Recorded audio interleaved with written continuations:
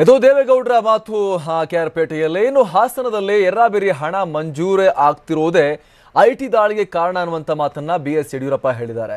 ಹಾಸನದಲ್ಲಿ ಹಣವನ್ನ ಮಂಜೂರು ಮಾಡಿ ಸಿಕ್ಕಿಬಿದ್ದಿದ್ದಾರೆ ಅಂತ ದಾವಣಗೆರೆಯಲ್ಲಿ ಬಿಜೆಪಿ ರಾಜ್ಯಾಧ್ಯಕ್ಷ ಯಡಿಯೂರಪ್ಪ ಹೇಳಿಕೆಯನ್ನು ಕೊಟ್ಟಿದ್ದಾರೆ. ಕಾಮಗಾರಿಗೂ ಮುನ್ನವೇ 1340 ಕೋಟಿ ರೂಪಾಯಿ ಹಣ ಮಂಜೂರಾಗಿದೆ. ಹೀಗಾಗಿ ಐಟಿ ಇಲಾಖೆ ಅಧಿಕಾರಿಗಳು ದಾಳಿ ಮಾಡಿ ಪರಿಶೀಲಿಸಿದ್ದಾರೆ ಅಂತ ದಾವಣಗೆರೆಯಲ್ಲಿ ಯಡಿಯೂರಪ್ಪ ಹೇಳಿಕೆಯನ್ನು ಕೊಟ್ಟಿದ್ದಾರೆ.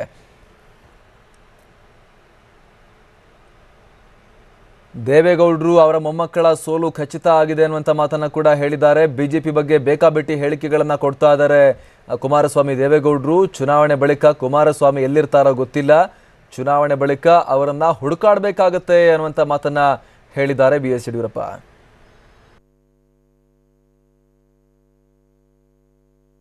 ಐಟಿ ರೈಡ್ ಬಗ್ಗೆ ಬಹಳ ಹಗುರವಾಗಿ ಮುಖ್ಯಮಂತ್ರಿ ಕುಮಾರಸ್ವಾಮಿ ಅವರು ಮಾತನಾಡಿ ಎಲ್ಲಿ ಸಿಕ್ತು ಎಷ್ಟು ಸಿಕ್ತು ಅಂತೇಳಿ ಹಗುರವಾಗಿ ಮಾತನಾಡಿದ್ರು.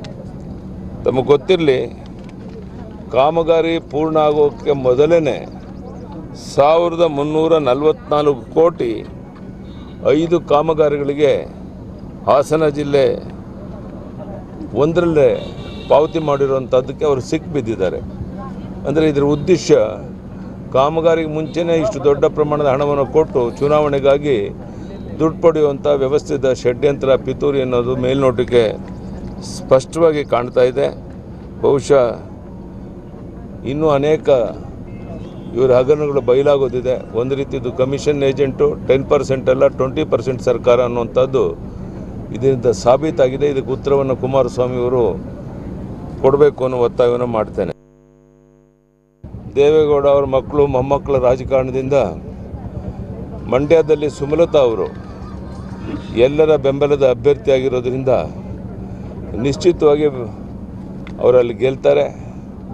ತುಮಕೂರಿನಲ್ಲಿ ಬಹುಪಾಲು ದೇವೇಗೌಡರು ಸಹ ಸೋಲು ಅನುಭವಿಸೋದು ನಿಶ್ಚಿತ. ಇದು ಇವತ್ತಿನ ರಾಜಕೀಯ ಪರಿಸ್ಥಿತಿ.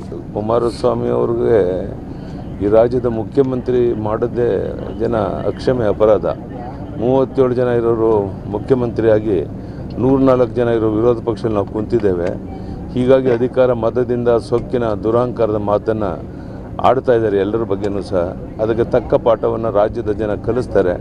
ಲೋಕಸಭಾ ಚುನಾವಣೆ ಫಲಿತಾಂಶ ಬಂದ ಮೇಲೆ ಕುಮಾರಸ್ವಾಮಿ ಅವರು ಎಲ್ಲಿರ್ತಾರೆ ಅಂತ ಹುಡ್ಕೋಣ ನಾವು ನೀವೆಲ್ಲ ಸೇರಿ.